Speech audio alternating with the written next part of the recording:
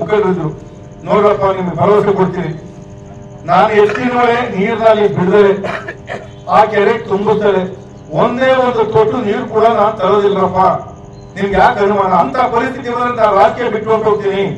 ನಾನೊಂದು ಮಾತಾಡಿದ್ರೆ ಯಾವತ್ತೂ ತಪ್ಪ ಅಂತ ಹೇಳಿದ್ದೀನಿ, ಅವ್ರಿಗೆ ಭರವಸೆ ಕೊಟ್ಟಿದ್ದೀನಿ. ಆದ್ರೂ ಕೂಡ ಅವ್ರಿಗೆ ಇಲ್ಲ, ಏಕೆಂದ್ರೆ ಹಸಿರು ಶಾಲೆ ತಗೊಂಡ್ಬರ್ತಾರೆ, ಒಳಗಡೆ ರಾಜಕಾರಣದ ಒಂದು ಶಾಲೆ ಇದೆ. ನಾನು ಏನ್ ಮಾಡಿದ್ರೆ ಬರೀ ಹಸಿರು ಶಾಲೆ ಇದ್ರೆ ಸಾಲ್ವ್ ಮಾಡಿಬಿಡೋದು. ಹಸಿರು ಶಾಲೆ ಒಳಗಡೆ ಒಂದು ರಾಜಕೀಯ ಶಾಲೆ ಒಳಗಡೆ ಇದೆ, ಅದು ಯಾರು ಅಂತ ಗೊತ್ತು. ನಮ್ಮ ಮಾಜಿ MLA ಗಳಾದಂತ ಶಿವಶಂಕರ ಕೂಡ ಪೋಷಿತವಾದಂತ ಒಂದು ಸಮಿತಿ ಅದು ಕೆಲಸ ಮಾಡ್ತಾ ಇದೆ. ನಾವೇನ್ ಮಾಡೋದು ಹೇಳಿ? ನಾವ್ ಎಷ್ಟು ಹೇಳಿದ್ರು ಕೂಡ ಅವ್ರು ಕೇಳೋ ಮಾಡ್ತಾ ಇರ್ಲಿಲ್ಲ. ಕರೆಕ್ಟ್ ಆಗಿ ಅರ್ಥ ಮಾಡ್ಕೊಂಡ್ರೆ ಕೇಳ್ತಿದ್ರು.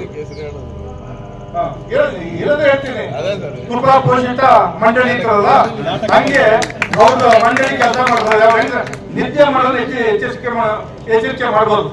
ನೋಡಪ್ಪ ಇನ್ನೆಂತ ಇದು ಹೇಳ್ಬೋದು. ನಿತ್ಯ ಮಾಡೋ ತರ ದಂಡನೆ ಮಾಡುವಾಗ ಅವ್ರನ್ನ ಎದುರ್ಸಕ್ಕಾಯ್ತದ? ನಾವ್ ಎಷ್ಟೇ ತಿಳುವಳಿಕೆ ಹೇಳಿದ್ರು ಕೂಡ ಅವರ ಅರ್ಥ ಆದ್ರೂ ಕೂಡ ಅರ್ಥ ಆಗದಂಗೆ ಇರ್ತಾರೆ. ಅದರಿಂದ ಇಂಥ ಉದಾಹರಣೆ ಹೇಳಿದ್ರು, ಇಂಥ ಬೇಕಾದಷ್ಟು ಕೆಲಸ ಕಾರ್ಯಕ್ಕೆ ಅಡ್ಡಿಗಳಿವೆ.